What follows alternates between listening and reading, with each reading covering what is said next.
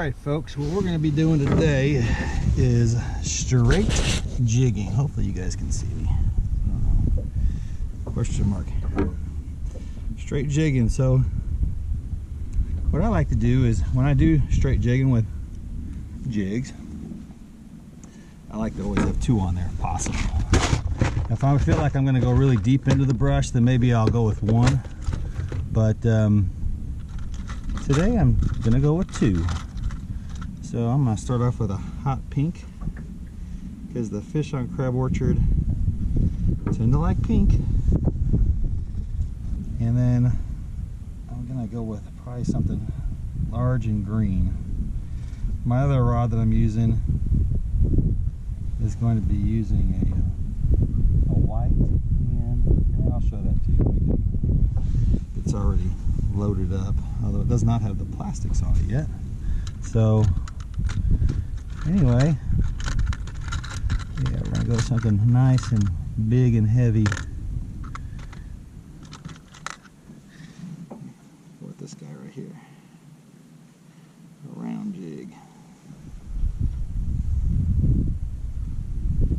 I go as heavy as I can, honestly, but this color, this happens to be the heaviest one I have. But when I do when I jig on brush piles with two baits, I want it as heavy. I want to be able to feel everything.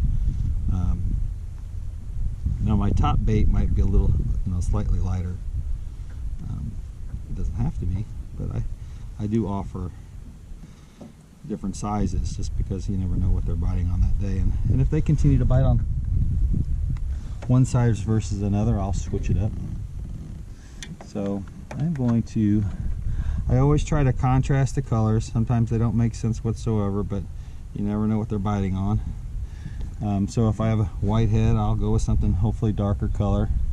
The other plastics are in here, which they are. Alright, here we go. Here's that's what I'm looking at right there. And there's a look at the lake. So we're going to be fishing right off that point right there. But it's a very beautiful day, a very beautiful evening, I should say. And that's what we're going to do. Oh, one thing. Somebody asked me about the mineral oil and whether it gets sticky or not. I haven't experienced that it gets sticky. Of course I haven't had it in there for, I don't allow it to really get dry. If I ever sense that they're getting dry, I sprinkle a little bit more in there. But again, you have to kind of be careful about how much you put in there too, because when you put your plastic box on its side, all that mineral oil will kind of go down to that, where it opens, and you don't want it to spill out into your tackle box and all that stuff. So always be very, don't put too much in there, just a little bit, enough to coat all the jigs, and that usually is good for quite a while. So there you go. I'm going to put you up there right now, and I'm going to put I actually have my mic on. I'm going to plug you in here up here. All right, so you are now plugged in. Hopefully that sounds good for you guys. I'm going to get my poles, get in position, I love two-handed jigging. I really do. And obviously when the action gets really good, you don't need to have two in your hands. You can just go on with just one. But we're going to try this point out here first. We're going to try to stay on this side of the lake just because of the wind. Even though it is small, it is only, it's not a very high wind, but I'd like to stay out of it because of the temperature. ACC crappie sticks. I can't wait for you guys. Well, you've already seen the video, so you're going to get to meet Andy Lehman. He was a super nice guy. Boy, does he make some great rods or sticks, and very knowledgeable of the industry and the business, and I really enjoyed my day on the lake with him. Now, we didn't catch a lot of fish. We didn't. It was a tough day. Bluebird day. We found the shad. Not every day is a great day of actually catching, but we were definitely fishing, but we had great conversation. He totally enlightened me on the business part of fishing, and he just puts the extra effort into these rods, and I just, he's so passionate about it, and I could totally appreciate that. So, I've got the 14 footers there. These are actually the 11 footers right here, so I'm jigging with the 11 footers. They just feel fantastic. They're very light, very light. Honestly, I like them better than the 10s. I'm gonna probably stay with the 11s. These are nice. That's a good looking combo. Check out that combo. See that combo? I hope you guys can see that. All right, just looking at the GoPro, we spent roughly 8 minutes and we are moving. So that's a good guide. 8, 10 minutes, 15 minutes at a spot, get out. If they ain't biting, they ain't biting. Move on to the next spot. All right, new location. Again, we wasted only 7 or 8 minutes on that spot before we decided to move. Now there's fish down there. So when I see that, I just want to get a buoy.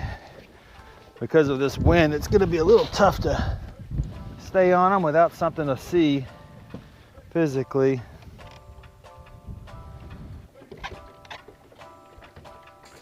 There's the hump.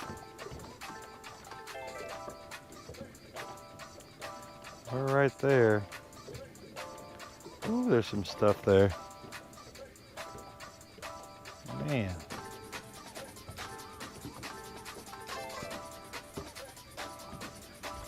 There's one. Small one. First one. It's a white.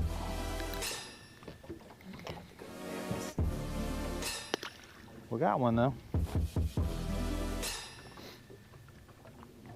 Hallelujah, we got one. We got one. Woohoo! It's a dink, but it's a good one. It still works. Now that one on the fluorescent, he was higher up.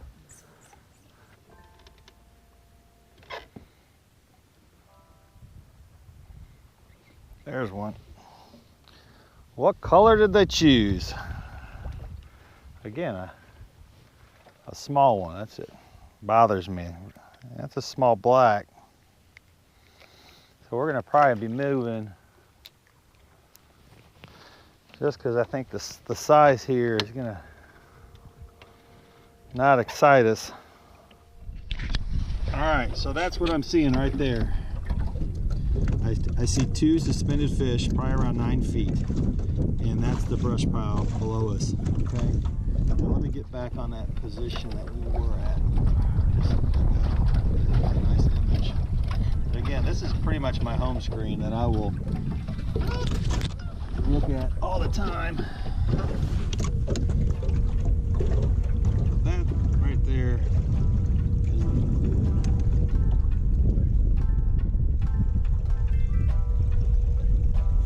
so it was roughly, yeah, see, I would like that right there. That looks like there's a stump there. There's definitely fish on top of it, 1 fish at least. There's one.